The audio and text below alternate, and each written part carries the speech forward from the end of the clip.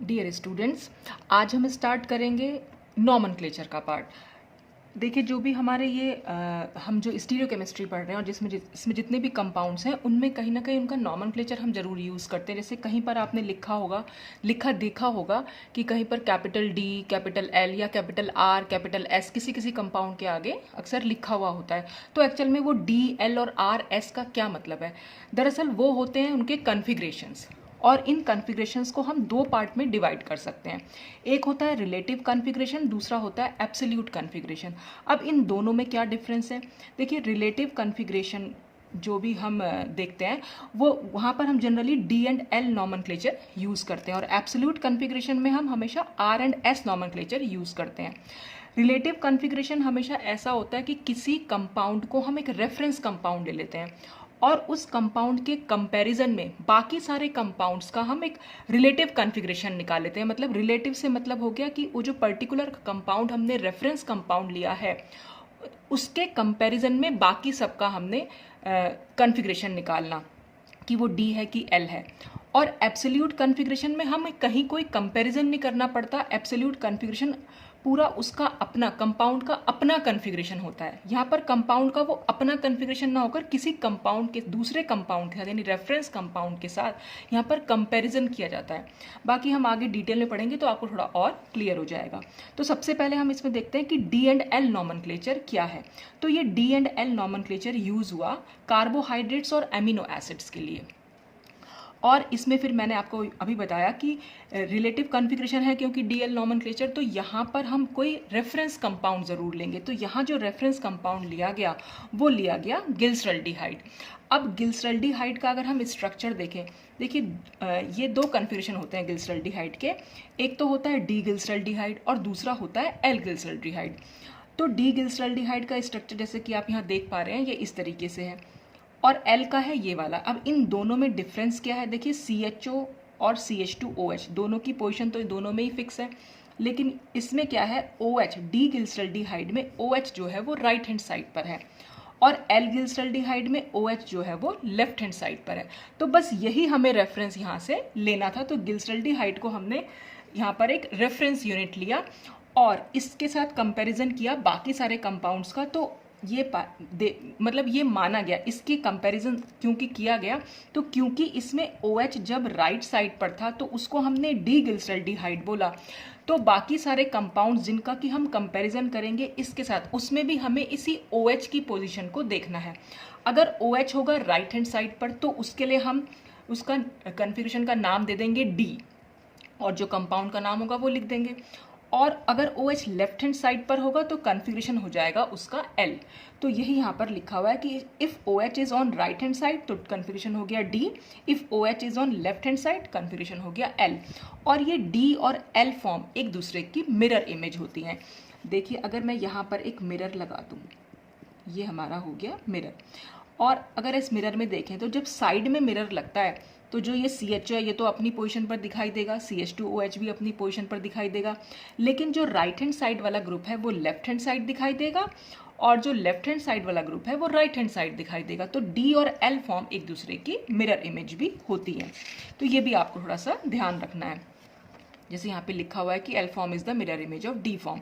अब हम देखते हैं कि कैसे हम कंपैरिजन कर रहे हैं डी गिल्सरल्डिहाइड से बाकी कंपाउंड्स को। जैसे सपोज आपको ये एक कंपाउंड दे दिया गया और पूछा गया कि इसका कॉन्फ़िगरेशन डी होगा कि एल, तो आप कैसे बताएंगे? तो आपने क्या करना है, जितने भी, क्योंकि ये जनरली हम कार्बोहाइड्रेट्स में यूज़ करें तो कार्बोहाइड्रेट्स में आपको नीचे वाला जो बॉटम कार्बन है वहाँ पर हमेशा CH2OH दिखाई देगा, और CH2OH से जो ये कार्बन है यानी हम इसको सेकेंड लास्ट कार्बन भी बोल सकते हैं। देखिए, अगर हम काउंटिंग शुरू करेंगे तो ये नंबर 1 कार्बन, ये 2 कार्बन, ये 3 कार्बन, ये 4 कार्बन। तो जो सेकेंड लास्ट कार्बन है, या आप ये भी कह सकते हैं जो CH2OH से ठीक ऊपर वाला कार्बन है, या आप ये भी कह सकते हैं कि जो लास्ट कायरल कार्बन है। कायरल कार्बन मतलब मैंने आपको बताया था कि वो कार्बन एटम कायरल होता है जब 4 डिफरेंट ग्रुप उससे अटैच्ड हो। तो एक कायरल कार्बन तो ये हो गया और दूसरा कायरल कार्बन यहाँ पर है। तो लास्ट कायरल कार्बन कह लीजिए, या CH2OH से ऊपर वाला कार्बन कह लीजिए, या आप सेकेंड लास्ट कार्बन इसको बोल सकते हैं। तो बस आपको इस कार्बन पर OH की पोजीशन को देखना है। अगर OH राइट हैंड साइड पर है तो उसका नाम हो जाएगा D, और अगर OH लेफ्ट हैंड साइड पर है तो नाम हो जाएगा L। तो अब जैसे हम इस कंपाउंड की बात करें तो इस कंपाउंड में हमें ये कार्बन पर OH जो है वो राइट हैंड साइड में दिखाई दे रहा है, तो ये हो गया D। और ये क्योंकि इरिथ्रोज होता है तो ये इरिथ्रोज कह सकते हैं हम इसको। अच्छा, अब इसी की अगर बाई चांस ऐसा भी हो जाए कि इसकी मिरर इमेज या इसकी एल फॉर्म बनाने को आ जाए, सपोज उन्होंने डी इरिथ्रोज दे रखा और आपको कहा कि एल फॉर्म बनानी है, तो एल फॉर्म क्योंकि डी की मिरर इमेज ही बनेगी तो हम उसकी मिरर इमेज आराम से बना सकते हैं। तो वो कैसे बन जाएगी, देखिए मैं आपको यहाँ बना के दिखा देती हूँ। ये CHO हो गया और ये CH2OH, ये हमने 2 कार्बन बनाए। अब जब हम मिरर यहाँ रखेंगे ये, तो ये दोनों OH जो राइट हैंड साइड पर दिखाई दे रहे हैं मिरर में, वो लेफ्ट हैंड साइड पर दिखाई देंगे, तो हम ये लेफ्ट हैंड साइड इसको बना लेते हैं, और ये जो लेफ्ट हैंड साइड है वो राइट हैंड साइड पर दिखाई देंगे। तो ये बन जाएगी एल फॉर्म, और एल फॉर्म है भी ये कैसे पता चला हमें कि CH2OH से जो ये ऊपर वाला कार्बन है उसमें OH क्योंकि लेफ्ट हैंड साइड पर है इसलिए ये हो गया एल इरिथ्रोज। तो इस तरह से हम इसका नाम दे सकते हैं। तो दोनों एक दूसरे की मिरर इमेज होती हैं, और बस आपको ध्यान रखना है CH2OH से ठीक ऊपर वाला कार्बन, बस वो देखना है, या आप कह सकते हैं सेकेंड लास्ट कार्बन, बस OH की पोजीशन को देखना है। जैसे अब ये कंपाउंड आया, अब इस कंपाउंड में D होगा कि L होगा, तो हमने CH2OH से ठीक ऊपर वाला कार्बन देखा, और OH क्योंकि लेफ्ट हैंड साइड पर है इसलिए इसका कन्फिग्रेशन हो गया L, और नाम ये 3O शुगर होती है तो ये 3Os। और अगर कोई बोले कि इसके D फॉर्म बनानी है तो D फॉर्म हम कैसे बना सकते हैं, इसकी मिरर इमेज बनाएंगे, तो ये हो जाएगा CHO, यहाँ हो गया CH2OH। अब क्योंकि OH पहले वाले ये सेकंड कार्बन जो है इसमें OH क्योंकि राइट हैंड साइड पर है तो मिरर इमेज में ये लेफ्ट हैंड साइड पर दिखाई देगा, और ये H इधर दिखाई देगा, और ये वाला H यहाँ दिखाई देगा, और ये OH इधर दिखाई देगा। तो देखिए अब OH क्योंकि CH2OH से नेक्स्ट कार्बन पे OH जो है वो राइट हैंड साइड पर आया इसलिए इसका नाम हो गया D, और क्योंकि ये 3Os है तो हमने इसको बोल दिया D3Os। तो इस तरह से हम बना सकते हैं, सिर्फ OH की पोजीशन देखनी है सेकेंड लास्ट कार्बन पे। अच्छा, अब यहाँ पर आए हम, ये ग्लूकोज है, ग्लूकोज में भी हमने लास्ट कार्बन पे पहुँच गए जो लास्ट कायरल कार्बन था। वैसे सेकेंड लास्ट कार्बन है लेकिन लास्ट कायरल कार्बन है, या CH2OH से ठीक ऊपर वाला कार्बन है। तो इसमें OH क्योंकि राइट हैंड साइड पर है इसलिए इसका नाम हो गया D ग्लूकोज। L ग्लूकोज बनाना हो तो सिर्फ इसी की पोजीशन को हम यहाँ पर, ये पूरा भाई मिरर इमेज तो पूरी की पूरी चेंज हो जाएगी, OH जो है यहाँ आ जाएगा और H जो है इधर चला जाएगा, तो उससे हो जाएगा ये L ग्लूकोज। अच्छा, अगर हम ये नेक्स्ट कंपाउंड देखें, इस कंपाउंड में CH2OH से ठीक ऊपर वाला कार्बन, ये OH क्योंकि लेफ्ट हैंड साइड पर है इसलिए इसका कन्फिग्रेशन हो गया L, तो ये L अरेबिनोज। तो हमें सिर्फ ओरिएंटेशन जो देखना है वो सेकेंड लास्ट कार्बन पर देखना, ऊपर से आप काउंटिंग करें, लास्ट कार्बन हो जाएगा ये और सेकेंड लास्ट कार्बन हो जाएगा ये CH2OH से ऊपर वाला कार्बन। बस आपको सिर्फ यही चेक करना है D और L जब हम कार्बोहाइड्रेट्स की बात करेंगे। अच्छा, अब ये एमिनो एसिड्स में भी यूज़ होता है, तो D एंड L नॉमेनक्लेचर अगर एमिनो एसिड्स में हमें देखना है तो यहाँ पर भी हमें कोई ना कोई रेफरेंस कंपाउंड तो लेना ही पड़ेगा, क्योंकि एक रिलेटिव कॉन्फ़िगरेशन है। तो रिलेटिव कॉन्फ़िगरेशन का मतलब यही हुआ कि हमने एक रेफरेंस कंपाउंड ले लिया और उससे कंपैरिजन कर रहे हैं। जैसे गिल्सल्डिहाइड से हमने कंपैरिजन किया बाकी सारे कार्बोहाइड्रेट्स का, ऐसे यहाँ पर हम ले लेते हैं रेफरेंस यूनिट सीरीन।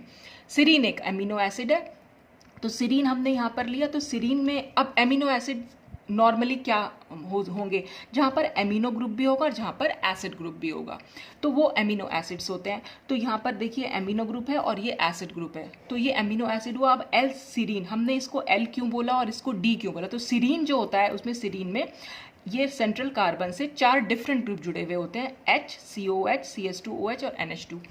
अब यहाँ पर क्या होगा, COH और CH2OH तो इसी पोजीशन पर आएंगे, क्योंकि मैंने आपको बताया भी था कि जब भी हम ये कोई फिशर प्रोजेक्शन बनाते हैं तो कार्बन जो है वो वर्टिकल लाइन पर आते हैं।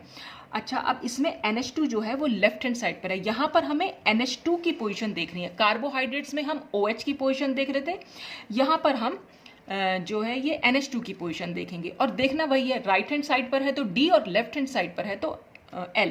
तो यहाँ पर क्योंकि NH2 जो है वो लेफ्ट हैंड साइड पर CH2OH से ठीक ऊपर वाला हमें कार्बन देखना है, उस पर अगर NH2 लेफ्ट हैंड साइड पर है तो वो हो जाएगा L, और ये सीरीन है क्योंकि तो इसलिए L सीरीन हो गया, और यहाँ पर NH2 क्योंकि राइट हैंड साइड पर है तो ये हो गया D सीरीन। तो यह यहाँ पर लिखा हुआ भी कि NH2 की पोजीशन यहाँ पर हमें चेक करनी है।